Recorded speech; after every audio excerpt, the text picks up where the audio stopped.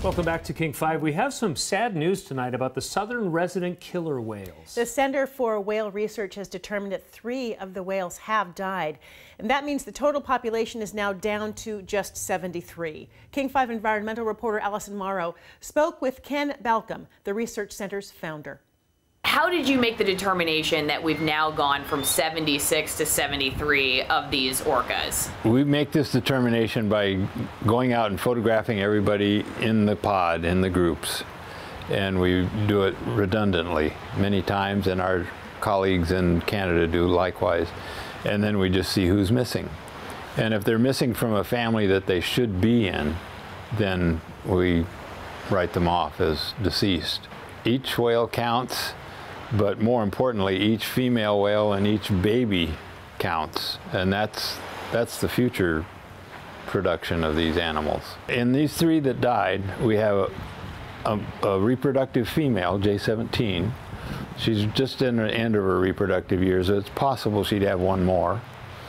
K25, a male in his reproductive years, but he hadn't fathered anybody. And L84, a male in his reproductive years, but again, he hadn't fathered anybody. So they're dying before they're being replaced. Correct. And now we have task forces and a lot of attention focused on these whales, coming up on the year anniversary of J35 pushing her dead calf around for 17 days. What's changed in the last year? Very little has changed in terms of benefit to the whales. We've added more money to the enforcement and etiquette responsibilities that people have, but they don't eat that, they eat fish. And what we have to do is get those fish out there. And hatchery fish aren't going to do it. We have to recover natural wild salmon in as many watersheds as possible, as soon as possible. With losing these 3, people hear 73.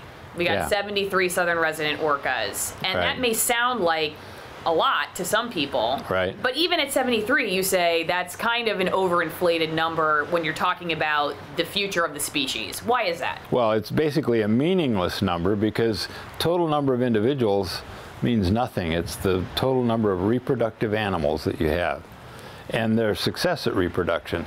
Well, for example, we know that 75% of the pregnancies fail, even in utero. And once the calf is born, 42% and more die in neonate.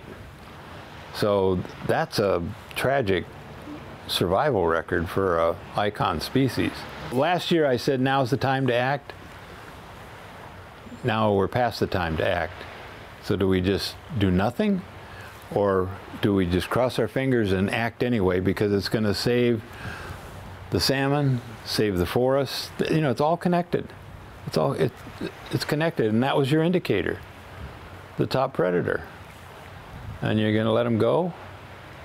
No. That would be ridiculous. Alison Morrow reporting there. If you would like to follow all of our orca coverage, text the word orcas to 206-448-4545.